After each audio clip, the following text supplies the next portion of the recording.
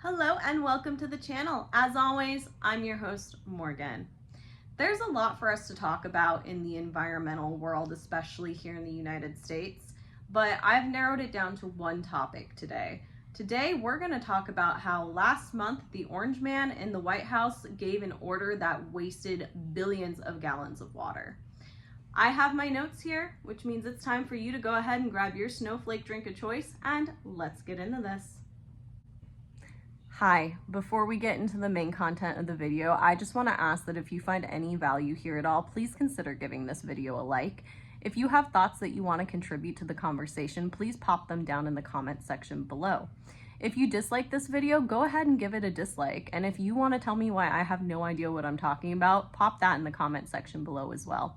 If you want to see more of me and my content recommended to you, consider clicking that subscribe button. I'd really appreciate it. Okay. On to the main video now.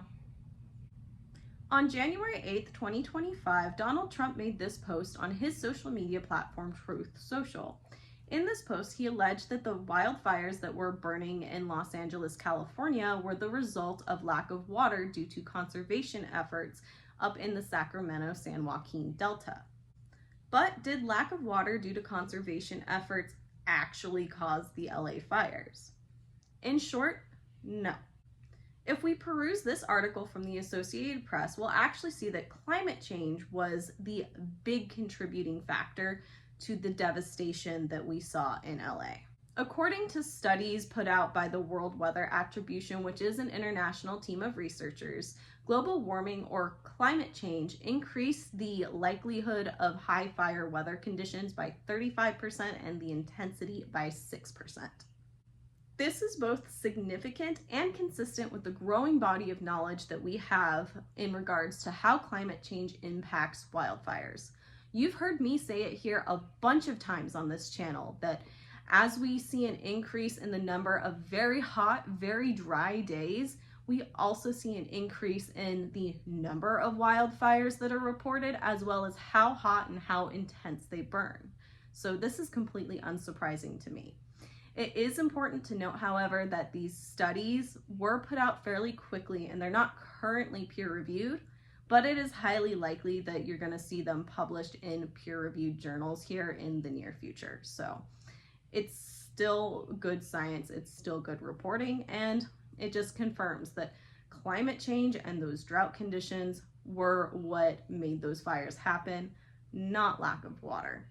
The conditions that we saw in Southern California last month were basically the perfect wildfire conditions. We had very high winds paired with very parched vegetation due to drought conditions over the previous months. And this is exactly what a wildfire needs to take off and get out of control. And that is exactly what we saw. It is also important to note that down here in Southern California, we have our own reservoirs that had plenty of water in them. So to kind of sum everything up here, the alleged water shortage and no water coming down from Northern California had absolutely zero to do with what started those LA fires and why they got so out of control. Unsurprisingly though, Donald Trump doubled down on his claims that water is mismanaged in California and that is what caused the fires in LA. On January 31st, 2025, Donald Trump posted this tweet on the platform formerly known as Twitter, claiming victory because the U.S. Army Corps of Engineers had just carried out his order to release billions of gallons of water from two very important reservoirs that provide water to California's San Joaquin Valley. The Terminus Dam at Lake Kauai and the Schaefer Dam at Lake Success were opened up and allowed water to flow out of those reservoirs downstream. At the end of the tweet, you can see him double down on the claim that if the water had been released earlier, then the wildfires would not have occurred. This is a blatant lie. The water released from these reservoirs will not and would not have made it to Southern California. We already talked about what contributed to these wildfires, but I want to emphasize again that water availability in California is not the issue here. Statewide, our reservoirs had and have plenty of water. Well, two of them, not so much now. This doubling down by Donald Trump is presumably because he cannot admit when he is wrong, and he always needs someone, in this case California and Governor Gavin Newsom, to be the villain.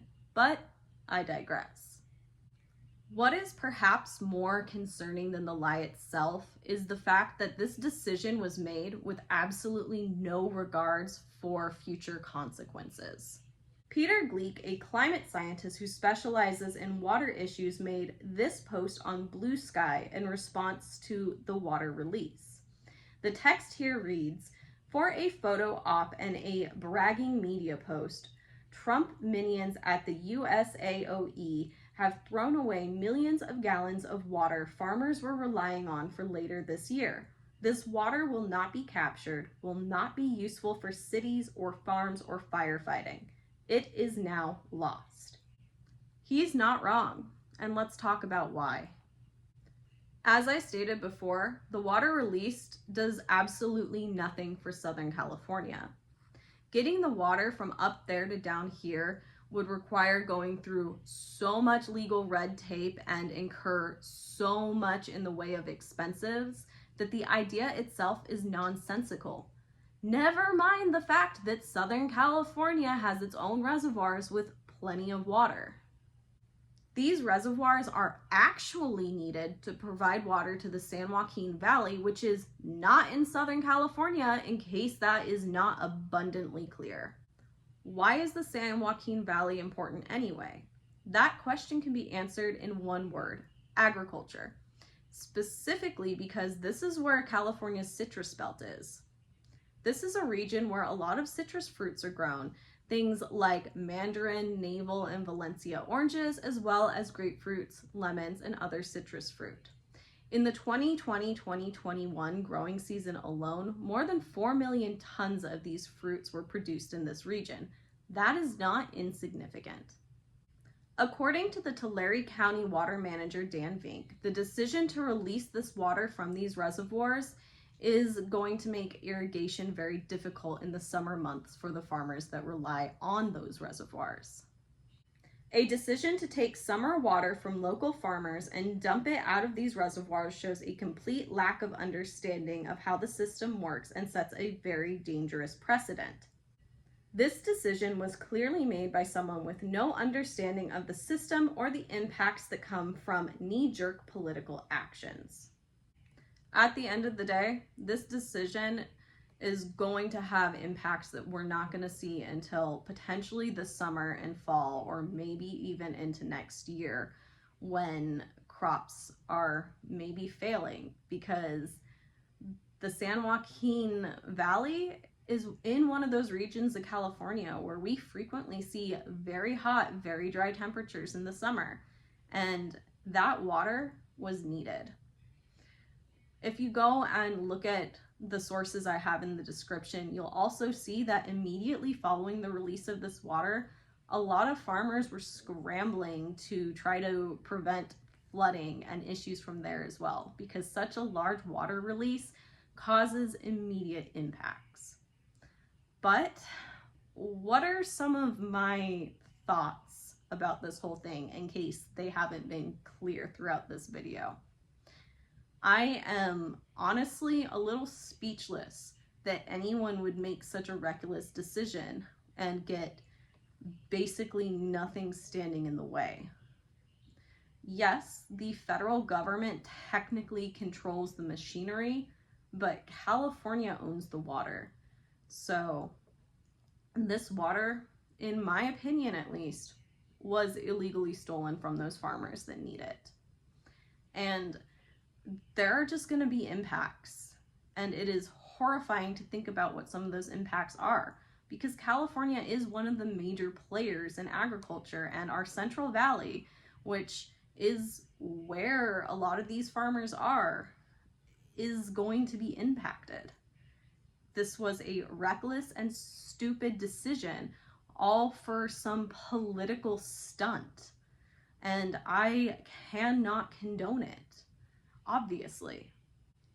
Anyone celebrating this decision is either completely drinking the Kool-Aid and they're already kind of a lost cause, or they well and truly do not understand how important water management really is, especially when you're planning for a very hot, dry summer with a lot of farmers that are going to be impacted.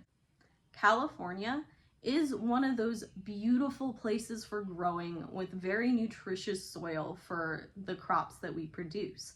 But we've always been an arid place, and climate change is only making that worse.